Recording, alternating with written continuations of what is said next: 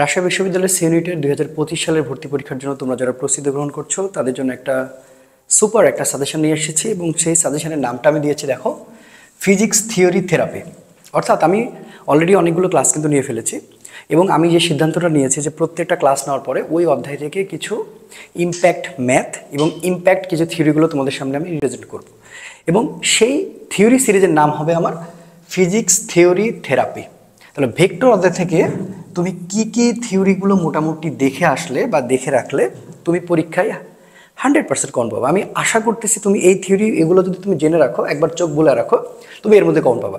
কারণ রাজশাহী ভার্সিটিতে তোমাকে মাথায় রাখতে হবে যে কোশ্চেনগুলো হয় তার প্যাটার্নগুলো কিন্তু ম্যাথের পাশাপাশি কিন্তু অনেক থিওরি আসে এবং আমি কিন্তু এরকম একটা অ্যানালাইসিস ভিডিও তোমাদেরকে একটা পোস্ট করেছিলাম, সেখানে খেয়াল করে দেখবা যে ম্যাথের পাশাপাশি থিওরির গুরুত্ব কিন্তু অপরিসীম আছে। তো চলো আমরা এই অধ্যায়টা পুরোপুরি একটু হাইলাইটলি দেখে ফেলি এবং এই ভিডিওটা শেষ হয়ে যাওয়ার পরে আমি কিন্তু একটা ম্যাথের একটা সিরিজ নিয়ে আসবো এবং সেই ম্যাথের সিরিজের নাম হবে রাজশাহী ইউনিভার্সিটি স্পেশাল, যার নাম আমি দিয়েছি ম্যাথ প্রেসক্রিপশন। ঠিক আছে, তো চলো শুরু করি। প্রথমে দেখো আমরা কি পড়াশোনা করব, আমরা ভেক্টর যোগজ। সো প্রথমে তোমার প্রশ্ন আসতে পারে যে নিচের কোনটি ভেক্টর যোগজ এর অন্তর্ভুক্ত, বা প্রশ্ন আসতে পারে কোনটি ভেক্টর যোগজের অন্তর্ভুক্ত নয়। তার মানে তোমার জানা উচিত তাহলে ভেক্টর যোগজ আসলে কয় ধরনের হয়ে থাকে? 3 ধরনের। একটা হচ্ছে রেখা যোগজ, একটা হচ্ছে তল যোগজ এবং আরেকটা হচ্ছে আয়তন যোগজ। তো এগুলোর নাম হচ্ছে একটা রেখা সমাকলন বা তল সমাকলন বা আয়তন সমাকলন। তুমি এগুলো একটু জাস্ট চোখ বুলায় রাখবা, তার মানে তোমার যদি কোশ্চেন আসে তুমি যেন কোনোভাবে এটাকে স্কিপ না করতে পারো। ঠিক আছে, তো প্রিয় শিক্ষার্থী, আমি অলরেডি তোমাদের যখন ক্লাস নিয়েছি এই বিষয়গুলো নিয়ে কিন্তু আলোচনা করেছি, তারপর আমি একবার দিয়ে রাখছি যেন তুমি আরেকবার চোখটা বুলে নিতে পারো। দেখো এখানে একটা প্রশ্ন আসে, নিচের কোনগুলো ভেক্টর রাশি বা কোনগুলো স্কেলার রাশি। এই প্রশ্নর সম্মুখীন তুমি কিন্তু যে কোনো ইউনিভার্সিটিতে পরীক্ষা দিতে যায়, তুমি গুচ্ছ থেকে শুরু করে যে কোনো জায়গায় তুমি কিন্তু এটা সম্মুখীন হতে পারো। তার মানে আজকের ক্লাসটা করলে শুধুমাত্র তোমার যে রাজশাহী ইউনিভার্সিটির জন্য হচ্ছে ব্যাপারটা এরকম না, তুমি গুচ্ছ বা কৃষি গুচ্ছ যে কোনো জায়গায় তুমি কমন পেয়ে যেতে পারো।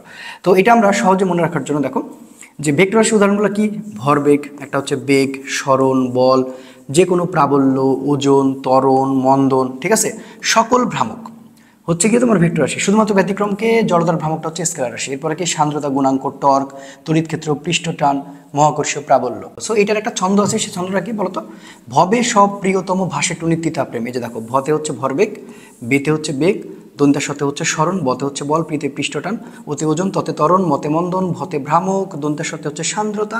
সো এই বিষয়গুলো তুমি বুঝো। এরপর তুমি আরেকবার এগুলো বাদে এখন যেগুলো পাবা সেগুলো সবই হচ্ছে স্কেলার রাশি উদাহরণ। তারপরে একবার দেখে রাখা তোমার ভালো যে স্কেলার রাশি উদাহরণগুলো আসলে চোখের সামনে কী কী, দ্রুতি, কাজ, ক্ষমতা, শক্তি, তাপ, চাপ, সকল বিভব, বিদ্যুৎ প্রবাহ, চার্জ, স্থিতিস্থাপক, গুণাঙ্ক, জড়তার ভ্রামক, যে কোনো এগুলো সবই হচ্ছে স্কেলার রাশির উদাহরণ। তো তুমি একবার চোখ বুলে রাখবা, পরীক্ষার আগে দেখা যাচ্ছে ভিডিওটা একবার দেখে নিবা। হ্যাঁ, মোটামুটি আমি আবার লাস্টে পরীক্ষার আগে কিন্তু আবার সব কিছু একসাথে কম্বাইন করে আমি আরেকবার তোমাদের রিভাইজ করে দেবো। সো কেউ টেনশন করিও না। প্রিয় শিক্ষার্থী, এবার লক্ষ্য করো, সবচেয়ে গুরুত্বপূর্ণ যে থিওরি পার্টটা নিয়ে চলে আসছি, এখান থেকে তুমি কোশ্চেন কমন পেয়ে যেতে পারো। কেমন জানি দিয়ে দেয়, আমি জানি না, রাজশাহী ইউনিভার্সিটিতে খুব বেশি পড়ে এখান থেকে। ঠিক আছে, তো খেয়াল করো, প্রথমে দেখো ক্রস গুণনের সেক্টরটা, যে I cross I, J cross J, K cross কে, মানে কিন্তু জিরো। কারণ কি, আমরা পড়ে আসছি অলরেডি এ ক্রস বি মানে কি বলতো ভাইয়া, এ বি সাইন থিটা। তো এ বি সাইন থিটা যদি আমি এখন তোমাকে বলি, তার মানে এখানে তুমি যে কয়টা হচ্ছে এখানে মানটা বসানো করো, কারণ দুজন হচ্ছে সমান্তরাল এবং তাদের পরস্পর মধ্যবর্তী কোণ হচ্ছে 0 ডিগ্রি, দ্যাটস ওয়াই সবগুলো 0 হবে। আচ্ছা, এবার আই গুণ জে মানে কে, এটা ঘড়ির কাঁটার দিকে, ওই যে আমরা খুব সুন্দর করে পড়েছিলাম যে এ ক্রস বি মানে যদি আমরা পাবো হচ্ছে সি ভেক্টর, রাইট। এবং এর চক্রাকারটা কিভাবে ঘুরবে, চক্রাকারটা ঘুরবে হচ্ছে আই, তারপরে হচ্ছে জে, তারপরে কে, তারপরে হচ্ছে কে। তো সিরিয়াল মেনটেন করলে, অর্থাৎ আমরা যদি এ ক্রস বি করে থাকি তাহলে কিন্তু আমরা সি পাবো, কিন্তু আমরা যদি উল্টা পথে হাঁটি, অর্থাৎ বি ক্রস এ যদি করে থাকো তাহলে কিন্তু তুমি অবশ্যই মাইনাস সি পাবা। এটা অবশ্যই তোমার মনে থাকার কথা। তাহলে ঘড়ির কাঁটার দিকে প্লাস আর ঘড়ির কাঁটার দিকে মানে বিপরীত দিকে হচ্ছে মাইনাস। দ্যাটস ওয়াই দেখো, আই গুণ জে মানে কে, জে গুণ কে মানে আই, কে গুণ আই মানে জে, কিন্তু জে গুণ আই মানে আবার উল্টা মাইনাস কে গুণ জে। এটা হচ্ছে ঘড়ির কাঁটার বিপরীত দিকে। আমি সুন্দর করে ডান হাতে স্ক্রু নিয়ম, ডান হাতে বৃদ্ধাঙ্গুল নিয়ম তোমাদের দেখাইছি, তো এটা একবার দেখে নিবা। আর এটা আসলে ডট গুণনের ক্ষেত্রে, সো ডট গুণনের ক্ষেত্রে i dot i, j dot j, k dot k মানে কিন্তু আসলে 1 হয়। সো এটা নিয়ে আর এক্সপ্লেন করার কিছু নয়। আর এটার বিপরীত হলে 0 হয়, কারণ আমরা ইতিমধ্যে জানি যে এ ডট বি মানে হচ্ছে এ বি কস থিটা। আশা করি ব্যাপারগুলো খুব ভালো করে তোমাদের আমি এক্সপ্লেন করে করে পড়াইছি, কথা বুঝছো? তাহলে এই পার্টটা খুব ভালো করে মনে রাখবা। এবার আসো মোস্ট ইম্পর্টেন্ট যে ব্যাপার স্যাপার, মোস্ট ইম্পর্টেন্ট ব্যাপার স্যাপার হচ্ছে এই যে এই জায়গাটা আমি একটু ক্লিয়ার করি, ওয়েট। আচ্ছা, এবার সবচেয়ে মোস্ট ইম্পর্টেন্ট ব্যাপার স্যাপার হচ্ছে এটা, এ ডট বি মানে হচ্ছে বি ডট এ হতে পারে, কিন্তু এ ক্রস বি মানে হচ্ছে মাইনাস বি ক্রস এ। নিচের কোন সম্পর্কটি সঠিক? আবার এ ডট এ করলে তুমি পাবা হচ্ছে এ স্কোয়ার, ঠিক আছে, এ ডট এ করলে কি পাবা, এ স্কোয়ার পাবা। এরপরে এই জিনিসটা তুমি এত ভালো করে দেখে রাখবা, কমন পেয়ে যেতে পারো। যখন modulus a plus b vector is equal to a minus b vector মডুলাসের মধ্যে থাকবে, তখন তার মধ্যবর্তী কোণের মান হয় 90 ডিগ্রি। কত ডিগ্রি? 90 ডিগ্রি। আর যখন A dot B is equal to A cross B হয়, তখন কিন্তু সেটা হয় 45 ডিগ্রি। আবার দেখো থার্ড স্টার অলরেডি দিয়ে রাখছি, এ ডট বিটা স্কোয়ার আর এ ক্রস বিটা স্কোয়ার হয় যদি হয়, তাহলে এ স্কোয়ার বি স্কোয়ার হয়ে থাকে, ঠিক আছে। তিনটি ভেক্টর একই তলে হওয়ার সত্য অবশ্যই তোমার জানা উচিত, A dot B cross C. আচ্ছা, এবার পি আর কিউ যদি আমরা হচ্ছে তোমার 180 ডিগ্রি দিয়ে যদি গুণ করি, তাহলে কিন্তু মাইনাস পি কিউ পাবো। কিন্তু পি ক্রস কিউ যদি আমরা পি কিউ সাইন থিটাতে মান ফেলি, সেটা কিন্তু 180 ডিগ্রি, এবং 180 ডিগ্রি হওয়ার জন্য এটা মাইনাস হয়ে যাবে, এবং পি এর সাথে এটা যদি আমরা মানে সলভ করি, তাহলে কিন্তু 0 পাবো। সো এই জায়গাটাও তোমার দেখে রাখা উচিত। এবং মোস্ট ইম্পর্টেন্ট থিং, পরস্পর লম্ব হওয়ার সত্য। পরস্পর লম্ব হওয়ার সত্য আমরা সবাই জানি যে a dot B is equal to 0, আর পরস্পর সমান্তরাল হওয়ার সত্য হচ্ছে a cross b is equal to 0।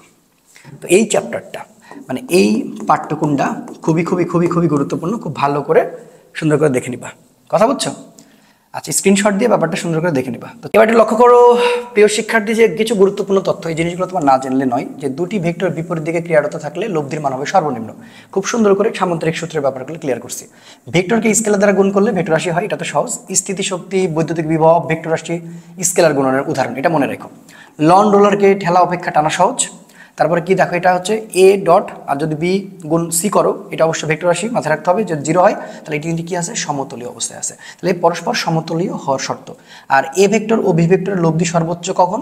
সর্বোচ্চ হচ্ছে এ প্লাস বি, মনে রাখবা সর্বোচ্চ কি এ প্লাস বি, আর সর্বনিম্ন কি এ মাইনাস বি। এটা তো আমি তোমাদের দেখাইছিলাম সামান্তরিকে, ঠিক আছে। এটা দেখো সুন্দর করে, সর্বনিম্ন হচ্ছে মাইনাস বি। যদি c vector is equal to A cross b এবং d is equal to b cross a হয়, তাহলে সি এবং ডি এর মধ্যবর্তী কোণ হবে কত ডিগ্রি? 180 ডিগ্রি। অবশ্যই মনে রাখো 180 ডিগ্রি। আচ্ছা, এ ভেক্টর যদি আই ক্যাপ হয় এবং বি ভেক্টর মানে জে ক্রস কে হয়, তাহলে এ ও বি এর মধ্যবর্তী কোণ হবে, ভালো করে বুঝো, 90 ডিগ্রি। মধ্যবর্তী কোণ কত হবে? 90 ডিগ্রি। এগুলো মনে রাখো। এই যে সুন্দর করে দেখো, এ মানে আই ক্যাপ, বি মানে এটা, যদি এরকম হয় তাহলে এটা মধ্যবর্তী কোণ হবে কত ডিগ্রি? 90 ডিগ্রি। আর যদি এ ডট বি দেখো মডুলাসের মধ্যে এ ক্রস বি, তাহলে এ ও বি এর মধ্যবর্তী কোণ হয় 45 ডিগ্রি। এটা অলরেডি বললাম, আমি আরেকবার লিখছি। আর এফ এস এর মধ্যবর্তী কোণ থিটা ইকুয়াল 90 ডিগ্রি হলে কাজ হয় কি? 0। সো এটা তো জানোই। দুটি ভেক্টর পরস্পর 45 ডিগ্রি কোণে ক্রিয়া করলে এদের স্কেলার ও ভেক্টর গুণফলের মান কি হয়? সমান হয় কত ডিগ্রি? 45 ডিগ্রি। মনে রাখো কত ডিগ্রি? 45 ডিগ্রি। আশা করি ব্যাপারটা একদম ক্লিয়ার হয়েছে। এবার দেখো একটু পরের পার্টগুলো। এ ভেক্টর ইজ ইকাল টু যদি মাইনাস সি হয় এবং এ প্লাস বি ও এ মাইনাস বি ভেক্টরদের পরস্পর সমান হওয়ার সত্ত্বেও হচ্ছে বি ভেক্টরের মানটা 0 হইতে হবে। সো এটা খুব ইম্পর্টেন্ট। দুটি ভেক্টরের যোগফল ও বিয়োগফলের মান সমান হয়, তখন তাদের মধ্যবর্তী কোণ কত হয়? 90 ডিগ্রি হয়। ভেক্টরের বিনিময় সূত্র, নিচের কোনটা বিনিময় সূত্র, কোনটা হচ্ছে গিয়ে তোমার সংযোগ আর কোনটা হচ্ছে বন্টন। সো এটা একটু ভালো করে দেখো, হ্যাঁ, একবার চোখ বলে রেখো। আচ্ছা, ভেক্টর যোগের বিনিময় বিধি মানে, কিন্তু গুণের বিনিময় বিধি মানে না। সো এই জিনিসগুলো মাথায় রাখতে হবে। ভেক্টর সামান্তরিক সূত্র এ প্লাস বি। আচ্ছা, এটা খুব একটা বিষয় না, এটা আসলে ভেক্টর সামান্তরিক সূত্র ব্যাপারটাকে আমি যদি একটু ছোট করে ব্যাপারটা বুঝে দেখো, সামান্তরিকের ব্যাপারটা ছিল কিন্তু এরকম যে দুইটা সন্নিহিত বাহু হবে, মাঝখান দিক দিয়ে একটা লব্ধি বেরোবে। তো এটাকে আমরা আর বলি। তো এটাকে আমি যদি পি বলি, এটাকে আমি কিউ বলবো। ফার্স্টে আমাদের যে থিওরিয়ামটা, তাহলে এটা যদি কিউ হয় তাহলে এটাও আসলে কিউ ভাইয়া, আর এটা যদি পি হয় তাহলে এটাও আসলে পি, ঠিক আছে। তো সেক্ষেত্রে ও, এটা আমি সি বললাম, এটা বি বললাম, আর এটা এ বললাম। তো তুমি কি করবা? ও সি মানে এক চলে অর্থে ও বি প্লাস এই যে দেখো দেখো বিসি, মাথায় রাখবা। তাহলে এখন ওসি মানে কত? ওসি মানে আর, কথা বুঝছো? আর ওবি মানে কত? পি। আর বিসি মানে কত? কিউ। ওই জন্য লেখা আছে যে এ প্লাস বি মানে সি। তো দেখো এই আর আমি পি প্লাস কিউ দিয়ে বুঝাইছি, কোনো সমস্যার কথা না। ভেক্টর যোজনের দৃষ্টান্ত, নৌকার গতি, চলন্ত গাড়িতে বৃষ্টি, চলন্ত গাড়িতে পড়ন্ত বৃষ্টি এবং পাখির উদ্যান, এগুলো হচ্ছে ভেক্টর যোজন।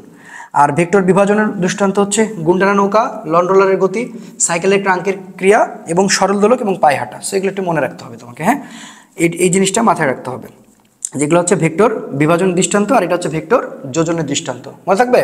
আচ্ছা, আরেকটা আসে, সেটা হচ্ছে যে দেওয়ালে ছবি ঝোলানো। এই কথাটা আমি বলতে ভুলে গেছি, তো আমি একটু এখানে লিখে দিই। দেওয়ালে যদি ছবি ঝোলানো থাকে, হ্যাঁ, এটা একটু লিখে নিবা তোমরা, যে দেওয়ালে ছবি ঝোলানো থাকলে, দেওয়ালে ছবি ঝোলানো কিসের উদাহরণ? ত্রিভুজ সূত্রের। দেওয়ালে ছবি ঝোলানো, এটা হচ্ছে কিসের উদাহরণ ভাইয়া? ত্রিভুজ সূত্রের উদাহরণ। এটা মনে রেখো, ত্রিভুজ সূত্রের উদাহরণ, ঠিক আছে। সো এই জিনিসগুলো একটু মাথায় রাখতে হবে, এগুলো কিন্তু পরীক্ষায় চলে আসতে পারে। আশা করি সুন্দর একটা তোমার থিওরিগুলো হয়ে গেছে, তো এই জিনিসগুলো একটু মাথায় রাখো। দেখো কিছু গুরুত্বপূর্ণ থিওরি চলে আসছিল গত বছরের, আমি জাস্ট কোশ্চেনগুলো একটু তোমাকে দেখানোর জন্য করছি যে কী টাইপের কোশ্চেনগুলো হতে পারে। তো এখানে আসলে তেমন কিছু না, তো এই জিনিসগুলো একটু মনে রাখো তাহলেই হবে। দেখো একটি সমবাহু ত্রিভুজের 3 কোণায় 3টি সমান ধনাত্মক চার্জ রাখা হলে ক্রিয়াশীল বলের ভেক্টর হবে, তোমার যোগফল কী হবে? উত্তর হবে 0। এটা মনে রাখো।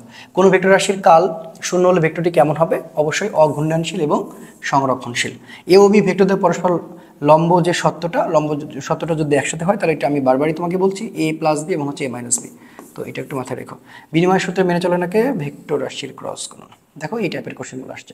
সো ভেক্টর অপারেটর, এরপরে দেখো ভেক্টর ক্যালকুলাস। কালকে অলরেডি তোমাদের ভেক্টর ক্যালকুলাসের কিছু ক্লাস নিয়ে ফেলেছি আমি, এবং সেখানে খুব সুন্দর করে ব্যাপারগুলো এক্সপ্লেন করেছি। তারপরে ব্যাপারগুলো আরেকবার মানে মনে করো, কারণ এখান থেকে কোশ্চেন আসলে বেশি থিওরি কিন্তু এই ভেক্টর ক্যালকুলাস থেকেই কেমন জানি আসে, বুঝতে পারছো?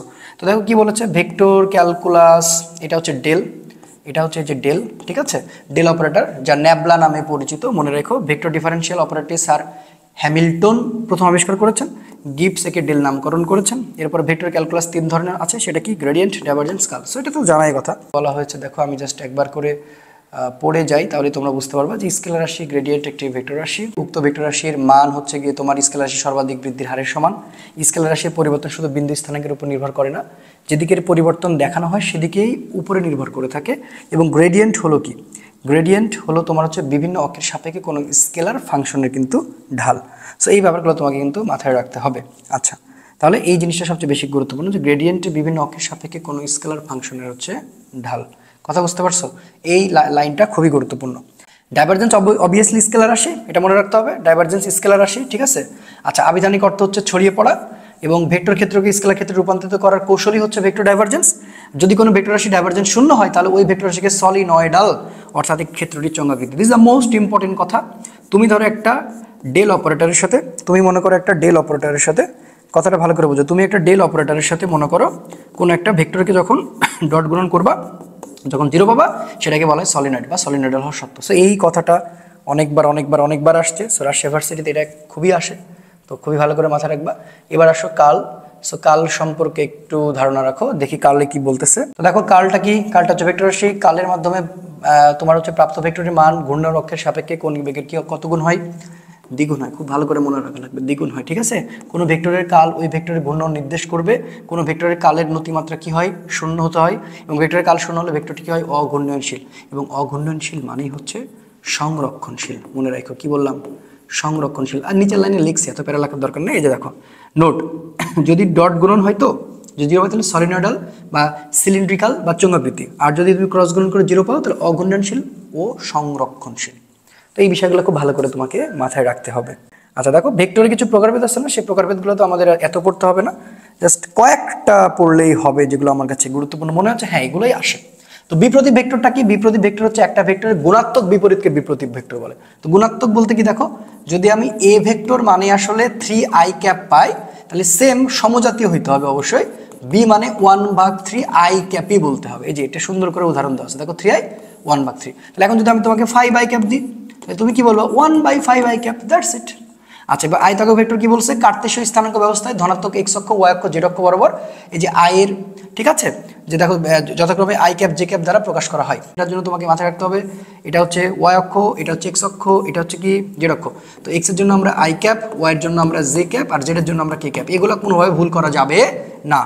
নাল বা শূন্য ভেক্টর, মান শূন্য, সুনির্দিষ্ট দিক নাই। সঠিক ভেক্টর কোনটা? মান শূন্য নয়। যে ভেক্টরের মান শূন্য নয়, যাদের মান শূন্য নয়, তারাই হচ্ছে মান শূন্য নয়, তারাই হচ্ছে একক ভেক্টর, এই সঠিক ভেক্টর। আর একক ভেক্টরের সংখ্যাটা কি? ওই ভেক্টরকে তার মান দিয়ে ভাগ। তাহলে এই ভেক্টর যদি আমি এখানে পাই, ওই ভেক্টরকে তার মান দিয়ে ভাগ করে দিব, তাহলেই কাহিনী শেষ। তো একক ভেক্টরটা চলে আসতে পারে। এই ছিল মোটামুটি ভেক্টরের থিওরি সমাচার, এবং এই থিওরি থেরাপি আমি যেভাবে সুন্দর করে মানে এখানে গুছিয়ে দেখালাম, তুমি শুধু এখন একবার চোখ বুলাও। এই ভিডিওটা তুমি একবার চোখ বুলালে তোমার মাথাতে সব অটোমেটিক চলে আসবে। সো রাজশাহী ভার্সিটিতে চান্স পাইতেই হবে, এটাই হচ্ছে আমাদের প্রতিজ্ঞা। এটা নিয়ে আমরা আগাবো ইনশাল্লাহ। তোমরা শুধু সাথে থাকো, খুব ভালো করে আমি যে কাজগুলো দিচ্ছি সেগুলো মেনে চলো, আশা করব। এবং আমি আল্লাহর কাছে দোয়া করতেছি এবং আমরা সবাই মিলে চেষ্টা করব একটা সিট যেন আমরা অন্তত রাজশাহী ভার্সিটিতে হয়ে যায় ইনশাল্লাহ। তো সে পর্যন্ত ভালো থেকো। আগামী ক্লাসে দেখা হবে ম্যাথ প্রেসক্রিপশন নিয়ে। যত প্রকারের ম্যাথ আসতে পারে ভেক্টর অধ্যায় সব একদম ঝালাভালা করে দেবো। দীর্ঘ এবং সুস্বাস্থ্য কামনা করে আজকে ক্লাস শেষ করছি। আসসালামু আলাইকুম রহমতুল্লাহ।